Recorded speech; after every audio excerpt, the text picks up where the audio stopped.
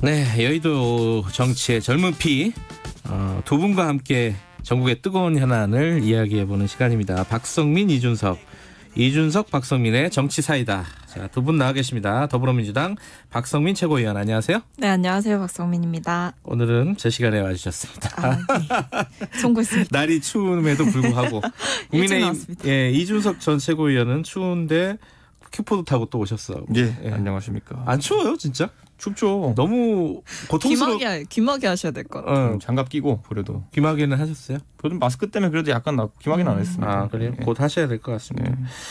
제작진이 하나 해드려야 되나? 오토바이 헬멧 쓰죠, 차라리. 오토바이 헬멧. 귀마개 거부하신 거네. 헬멧을 달라. 네. 자, 실시간 방송 보실 수 있고요. 유튜브에서 샵9730 문자 보내주세요. 짧은 문자 50원, 긴 문자 100원, 스마트폰 콩 이용하셔도 좋습니다. 오늘 공수처 얘기 먼저 좀 할 건데요. 공수처 진짜 문재인 정부 출범할 때부터 나왔던 얘기인데 아직도 지금 안 돼 있는 거예요. 그리고 사실 이제 여야가 선거할 때 뭐 공수처 하겠다는 얘기는 공이 다 했었던 부분이기도 한데 이렇게 어려울지는 몰랐습니다. 사실 누구 잘못이냐 이 부분은 뭐 또 서로 간에 얘기가 다르겠죠. 예. 민주당 잘못이죠. 국민의힘 잘못이죠. 얘기 나온 김에 그럼 야당부터 민주당이 뭘 잘못한 겁니까 지금? 아니 지금 안 그래도 최근에 패스트트랙 재판이라든지 이런 것들이 이제 시작됐는데 그 패스트트랙이 뭐였습니까? 이 공수처법이랑 선거법 맞겠다고 이제 했던 거였는데 그런데 뭐 지금 와서 보면은 선거법도 사실 그대로 그 당시에 강행해서 4+1이 통과시켰지만은 이제 개정을 해야 될 거고 지금 이 상태로 갈 수는 없지 않습니까? 그리고 공수처법 같은 경우에도 본인들이 그렇게 이게 무조건 옳다라면서 통과시켜놓고는 이제 고치지 않으면 안 되는 방법이고 이게 제가 봤을 때는 근시안적인 행태로 참 패스트트랙을 진행했기 때문에 그 부정적 효과가 나타나고 있는 것이다. 특히 선거법과 공수처법의 상관관계를 보자면요. 원래 지금 야당 추천위원 왜 2명이 비토권이 있느냐라고 많은 국민들이 그럼 애초에 민주당이 왜 그렇게 룰을 만들었냐라고 지적하실 텐데 그거는요. 선거법을 바꾸면요. 바른미래당 또는 정의당 둘 중에 하나가 제3교섭단체가 될 거라고 예상하고 그렇게 했던 거다라고 그때 왜냐하면 바른미래당을 설득했거든요. 그렇게 제가 그때 바른미래당 있어서 압니다. 그러니까요.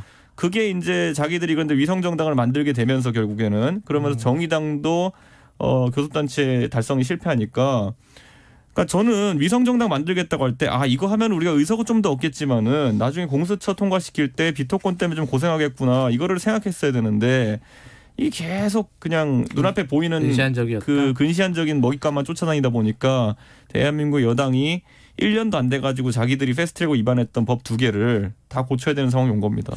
이거 여당도 할 얘기가 있나요? 어떻게 보십니까?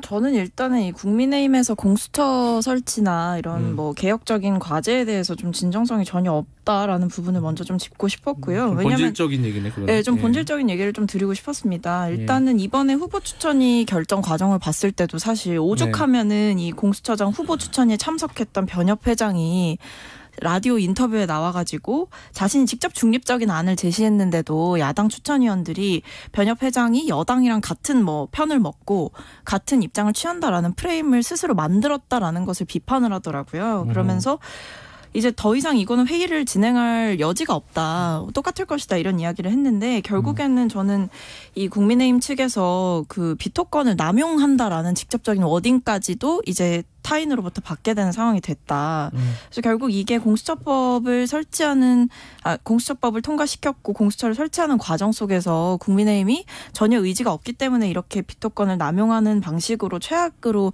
좀 치닫고 있는 게 아닌가. 저는 여기에 덧붙여서 솔직히 국민의힘이 계속해서 이런 식으로 비토권을 행사하고 사사건건 이렇게 반대를 걸게 되면 결국에 저희는 법 개정으로 들어갈 수밖에 없는 상황이다. 이 모든 과정이 결국 저희에게 정당성이 부여되는 과정이다라고 생각을 하는 거죠. 저는 이제 다 먹으려고 하니까 문제라는 생각이 들어요. 그러니까 본인들이 뭐 삼겹살에 목살에 다 먹었으면 껍데기 정도 줄 수 있는 거 아니냐. 뭐 이런 생각인데 이제 이렇게 보시죠. 자, 우리나라의 수사기관을 봤을 때 경찰 지금 사실상 문재인 정부에서 통제를 잘하고 있습니다. 그리고 검찰도 이제 윤석열 총장이 내년 7월에 물러나면은 자기들 마음에 드는 검찰총장을 심으려 할 겁니다. 자, 그다음에 공수처장을 지금 이렇게 본인들이 원하는 사람으로 가져가기 위해 법 개정까지 한다고 하면은 공수처도 장악할 겁니다. 그다음에 이들을 견제할 수 있는 법사위원장 이 자리도 과거에 관례를 깨고 민주당이 가져갔습니다. 그렇다면 도대체 뭐를 나눠주고 뭐를 안 먹겠다는 겁니까? 지금 다 먹겠다는 거거든요. 저는 자 그럼 이거는 기관별로 보지 않고 공수처만 놓고 봐도 이렇죠. 공수처의 형식이라는 것까지 말씀드렸지만은 지금 국민의힘의 의견은 1도 반영 안 된 채로 통과시켰습니다. 4+1이. 형식이 있어가지고 다 가졌다고 한다면은 적어도 야당 또는 야당을 지지하는 국민들이 안심할 수 있도록 적어도 야당이 뭐 아주 말도 안 되는 인사를 추천한 것이 아닌 이상 야당 추천 인사를 그냥 통과시키면 되는 거거든요. 예를 들어 거기에 보면은 김경수 도지사를 변호했던 김경수 변호사라는 분이 있어요. 좀 헷갈립니다 이거. 예, 그분이 야당 추천위원으로 가 있는 거예요. 그렇기 때문에 야당에서는 여권에서 딱히 공정성 문제를 가질 수 없는 그리고 검찰에서 고위직까지 지낸 수사의 능력이 있는 그런 공수처장 후보를 추천했는데 네. 그 정도는 받아줘도 제 생각에는 여당이 가질 거 다 가지고 껍데기 정도 주는 거거든요. 근데 제 생각에는 다 먹을 돼지 한 마리 다 드세요 그냥 이렇게 하면 네, 나중에 다 먹으면 맛있죠. 네. 나중에 족발까지 다 가져가겠습니다. 너무 욕심이 과하다 뭐 이런 뜻이네요. 보니까. 아니 근데 저는 이게 너무 맥락을 삭제하시고 말씀을 하시는 게 아닌가 어떤 싶어요. 부분이요? 예를 들면 법사위원장 말씀하셨는데 법사위원장에 대해서는 뭐 저희도 그때는 여러 가지 이유를 대면서 저희가 이제 하겠다라고 말씀을 드렸고 대신에 이제 다른 상임위 중에 좀 중요한 주요 상임위장을 드리겠다고 말씀을 드렸었어요. 네. 근데 그 부분에 대해서 뭐 여러 가지 야당 안에서는 제가 알기로는 그걸 받자 여당이 그래도 이 알짜 상임이라도 좀 챙겨서 좀 챙길 부분 챙기자라고 했는데도 야당 측에서는 뭐 여러 이유로 또 거부를 하셨고 공수처 통과 뭐 4+1이 이제 그냥 저희끼리 했다라고 말씀을 하시는데 이전에 얼마나 그때 저희가 협상하자 얘기하자 논의하자 했는데 그때 다 밖에 계셨잖아요. 안 들어오시더라고요. 안 들어오시니까 저희끼리 했죠. 그러니까 이런 식으로 이제 항상 본인들이 하셨던 행동을 다 잊으시고 그 장외투쟁의 역사와 수많은 국회 본회의 보이콧을 비롯한 여러 가지 역사를 지금 스스로 지우시고 저희가 뭐 마치 처음부터 끝까지 다 혼자 한 것처럼 말씀하시는데 저희는 결국에 기다리다 지쳐서 두드리다 지쳐서 저희가 할 일을 했던 거죠. 원래요 이게 보면은 새로운 것을 신설하는 데 있어서 가지고 저희가 대안이 없는 게 아니라 신설하는 것 자체가 부적절하다 생각하면 신설 안 하는 게 대안이에요. 예? 능동적으로 예를 들어 민주당이 사고 치고 있는데 저희가 다른 방식으로 사고를 쳐야 된다 주장할 필요가 없어요. 예를 들어 최저임금을 올리자고 주장하는데 급격히 올리자 주장하면은 안 올리자고 하면 되는 거예요. 저희는. 그러니까 저는 야당 입장에서 견제라 하면 여당이 무리수를 둘 때 그것을 하지 말라고 하는 것만으로도 성립된다. 저는 이렇게 보고 여당 마음대로 해가지고 경제는 잘 되고 있습니까? 부동산은 잘 되고 있습니까? 아니면 뭐 외교는 잘 되고 있습니까? 대북 문제는 잘 되고 있습니까? 한 가지만 대주십시오. 아니 저는 다른 얘기로 갑자기 넘어가나요? 저는 여당이 이번에 다 했거든요. 이번 문재인 정부 들어가지고 야당의 의견을 한 건도 들은 사례가 없잖아요. 그런데 뭐 잘하고 계십니까 지금? 아니 논의의 테이블에 애초에 안 올라오시는데 무슨 의견을 말씀을 하신다는 겁니까? 저희는 북한에 못 퍼준다면 그냥 싫어요. 그냥 대안제시라든지 뭐 이런 부분 아니 저희는 일단 충분히 의회 민주주의 절차가 지켜지길 바랬던 게 저희의 기본적인 입장이었고 이런 부분에서 항상 국민의힘이 적극적으로 논의에 동참해 주시길 바랬다. 근데 저희에게 돌아온 게 뭐냐? 보이콧, 장외투쟁 아니면 뭐 그냥 협상 결렬 이거밖에 없지 않았습니까? 그래서 그때는 그래가지고 공수처 할 때는 보면은 아니 그러니까 야당의 권리가 있다는 거는 저희도 이해하죠. 야당으로서 취할 수밖에 없는 정치적인 입장이라는 것도 저희는 이해를 합니다만 좀 해도 너무했다. 뭐 그런 말씀을 드리고 싶은 거죠. 저는 뭐 예전에 문재인 대표께서도 뭐 예전에 장외투쟁 하신 적이 있고요. 세월호 때. 그리고 뭐 예전에 야당에서 세월호랑 그거랑 같습니까? 야당에서 들어눕기로는 뭐 말할 것도 없고 필리버스터 다 기억나실 거고요. 합법적인 수단 내에서 야당은 투쟁할 수 있는 겁니다. 저는 그런 것들 뭐라 안 하고요. 합법적인 투쟁을 불허한 게 아니라 그게 너무 과했다. 그리고 들어올 수 있는 때 들어오지 않았다라는 그 책임을 저는 야당에게 묻고 싶은 거죠. 저희는 뭐 여권이 사고치고 있는데 들러리 설 생각은 없습니다. 그러니까 책임 정치 구현하셨으면 좋겠습니다. 오셔서 대안을 이제 제시를 하시면 되잖아요. 대안은 안 하는 거라니까요. 공수처의 대안이 뭡니까? 안 하는 거지. 여기까지 하죠. 날이 좀 추워가지고 이렇게 좀 데피는 측면에서 좀 놔뒀습니다. 우리 진행하실 분께서 진행을 좀 방기를 했더니 근데 그 얘기 있잖아요. 아까 김경수 변호사, 김경수 지사 말고 그분이 검사 출신이잖아요. 근데 이게 양쪽 다 할 얘기가 있는 게 뭐냐면은 지금 말씀하신 게 아니 그 정도 사람이면은 여당은 좀 해주면은 스무스하게 통과되지 않았겠냐 이 얘기인데 검사 출신을 할 수 있겠냐 이런 생각도 들고 왜냐하면 검사들의 권력을 좀 제어하는 역할이 있잖아요. 공수처가. 그렇죠. 애초 설계가.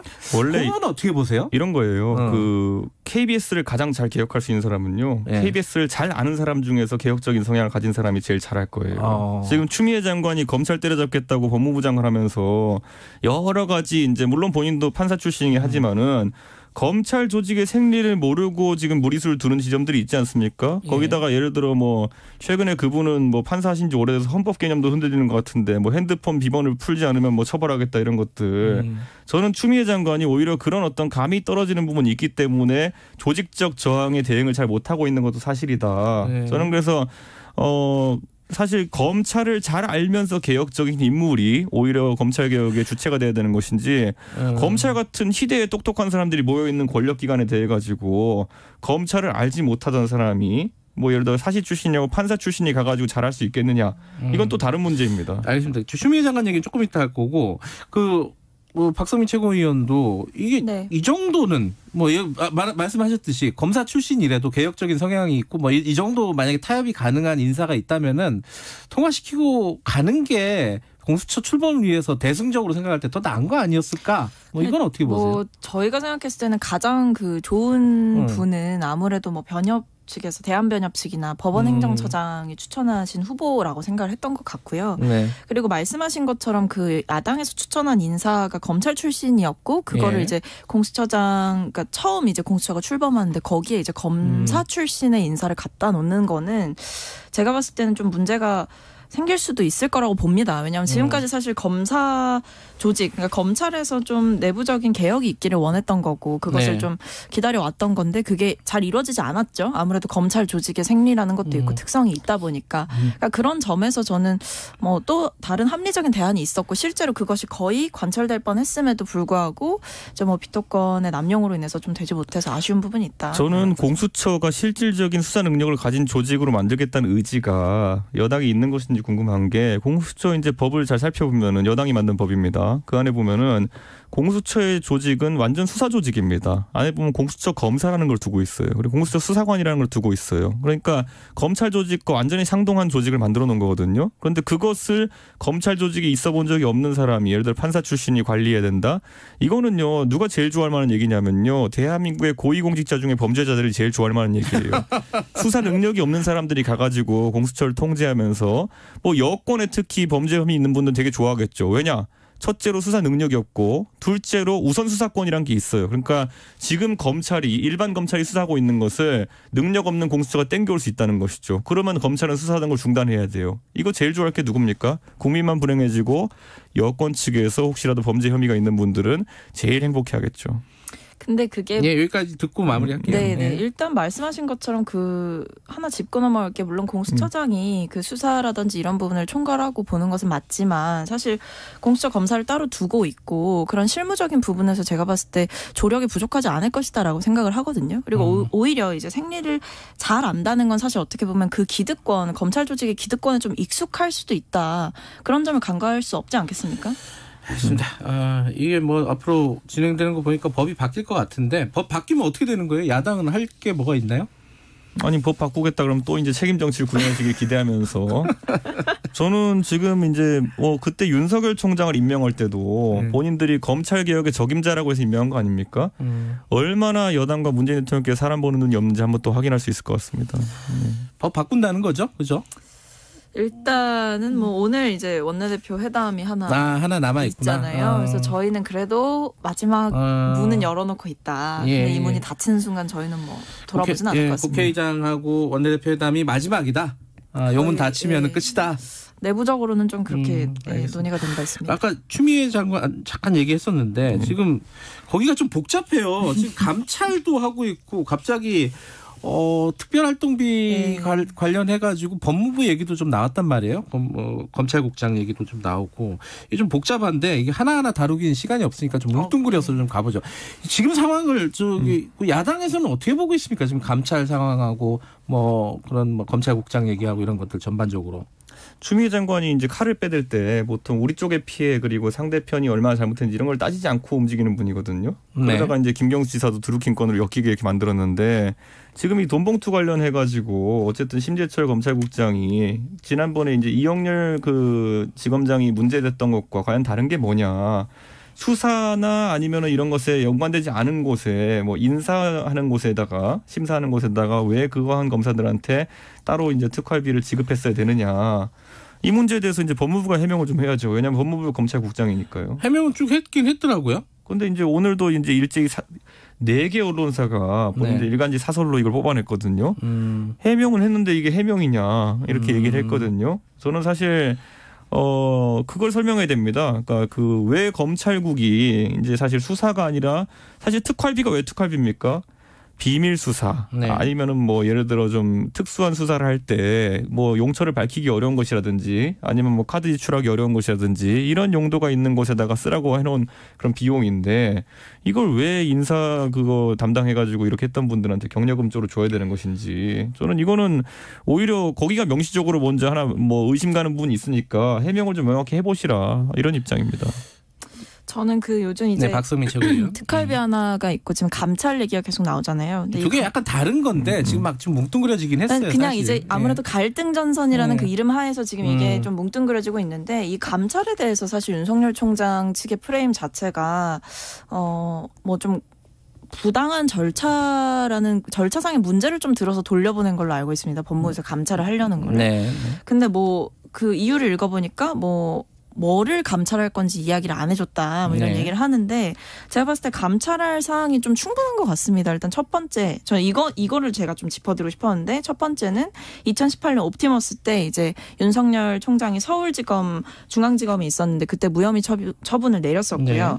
그리고 동시에 오늘 아침에 확인됐던 언론 보도에 따르면 이 옵티머스 사기 사건 조사를 할 때 그 옵티머스 변호인 측이 이제 윤 총장을 직접 만났다는 그 기록이 확인이 됐다는 겁니다. 약간 말은 다르지만 어쨌든 뭐 지금 오늘 새로 나온 얘기예요. 네. 네. 그리고 두 번째로는 이제 서울중앙지검장 재직할 당시에 이제 조선일보 사장을 만났다. 이거는 뭐 워낙에 많이 다뤘던 부분이니까 피고 발인을 그렇게 만나는 것이 맞냐? 그러니까 이런 여러 가지 사안들이 사실 있는데 마치 아무 일도 없었다는 듯이 이 감찰이 완전하게 부당하다라고 이야기하는 것에 대해서는 저는 좀 동의하기가 어렵더라고요. 특히 이런 그 법무부 감찰하는 측에서 이 변호인의 출입 기록을 확인을 했다는 것 자체가 제가 봤을 때는 그 대면 조사라든지 이런 감찰을 해야 하는 이유를 한 번 더 확인해 준 게 아닌가 싶습니다. 방금 전에 피고발이냐고 하셨잖아요. 추미애 장관 지금 무수히 고발돼 있거든요. 아무도 만나면 안 되는 겁니까? 저는 아니, 뭐 제가 예를 들어 사장의 입장 자체가 추미애 장관은요 동부지검장 절대 만나면 안 되는 거고 지시도 하면 안 되는 거고요. 왜냐면 엄청 고발당해 있거든요. 그러니까 저는 이거에 대해 가지고 지금 고소라고 표현 못하고 고발이라고 표현하신 것 자체가 저는 뭐 그 건에 따라가 다르게 적용될 수 있는 부분이 있고 저는 아까도 이제 뭐 옵티머스 건에 대해서도 윤석열 총장이 과연 이제 중앙지검 시절에 이 사건을 무마했느냐의 문제인데 옵티머스 건에 있어가지고 환매 중단 사태가 발생한 게 올해입니다. 올해는 중앙지검이 아니라 대검의 검찰총장으로 있던 때거든요. 자 그러면은 펀드가 환매 중지가 된 것도 아니고 굴러가고 있는 상황 속에서 문제 발생해가지고 그 건을 처리한 것과 지금 이제 올해 들어가지고 환매 중지가 되어가지고 돈을 다 사람들이 떼어가지고 이제 피해자가 많이 발생한 상황의 수사는 다를 수밖에 없는 거잖아요. 아니 환매 중단이 일어났을 때 그건 사실 결과적인 거잖아요. 최종 결과적인 게 환매 중단이라는 그냥 결국에 어떻게 보면 파산을 한 거잖아요. 근데 그 전에 분명히 옵티머스나 라임 사태에서 봤을 때는 그 전조 증상이 분명히 있었다는 겁니다. 거기에 대해서 정당하게 수사를 요구했던 측이 있었고 근데 그 수사가 뭔지 모를 이유로 인해서 좀 무마가 됐던 부분이 있었다. 네. 이런 부분에 대해서는 저는 검찰의 수사가 부실했던 점에 대해서는 당연히 책임을 통감해야 된다고 생각하고요. 당시 옵티머스 사건에 대해서 수사 의뢰가 들어갔던 곳이 어딜까 봤더니 윤석열 총장이 당시에는 이제 지검장이었던 그 시절이었다는 겁니다. 이런 부분에 저는 책임을 물을 수 있다는 거죠. 옵티머스 펀드 같은 것이 사실 말이 안 되는 상품이거든요. 그럼 이걸 통제해야 될 그런 기본 그 책임은 금감원이나 아니면 이런 정부 기관에 있어요. 금감원 누가 운영합니까? 문재인 정부에서 운영하죠. 거기에 책임을 묻지 않는 게 문재인 아니잖아요. 정부에서 네. 사실 그런 펀드 사기나 이런 것에 대해 가지고는 먼저 관리 감독을 해야 되는 것이고 검찰은 그 뒤에 명시적으로 어떤 혐의점을 특정해 가지고 고소가 들어오면 수사하는 것이거든요. 어떤 혐의로 들어왔습니까? 그때 당시에 제가 알기로는 이 판매하는 상황이라든지 자금이 통용되는 과정 속에서 좀 의심스러운 부분이 있었다. 이런 부분에 대해서 전 수사가 들어갔던 걸로 알고 있습니다. 그거 전문가가 금감원이고요. 만약에 검찰에 그럼 금융범죄 수사하려면 남부지검에 그 특수사단을 둬야 되는데 존경하는 추미애 장관께서 해체하셨습니다. 당시에 그러면 이제 어찌됐든 뭐 검찰총장이 그 언론 사주라든가 혹은 뭐 변호사를 만약에 만난 게 사실인지 아닌지 그 부분도 감찰을 하고 그러면 이 지금 뭐 법무부에서 돈 봉투를 줬는지 안 줬는지 그 부분도 조사를 하고 다 하면 되는 거 아니에요, 근데? 저는 추미애 장관 감찰하고 싶어 죽겠어요. 동부지검장하고 무슨 얘기했는지. 네, 누가 감찰합니까 이거는 도대체. 저는 동부지검장에게 추미애 장관이 한마디도 안 했는지 한마디라도 했는지 저는 그게 더 심각한 문제를 보거든요. 인사조치는 왜 했는지 동부지검에. 알겠습니다. 자, 뒤에 분이 계셔가지고 여기서 마무리하고요. 네. 예, 다음 주에 계속 이어가죠. 고맙습니다, 두 분. 예, 네, 감사합니다. 정치사이다 박성민 최고위원, 이준석 전 최고위원이었습니다.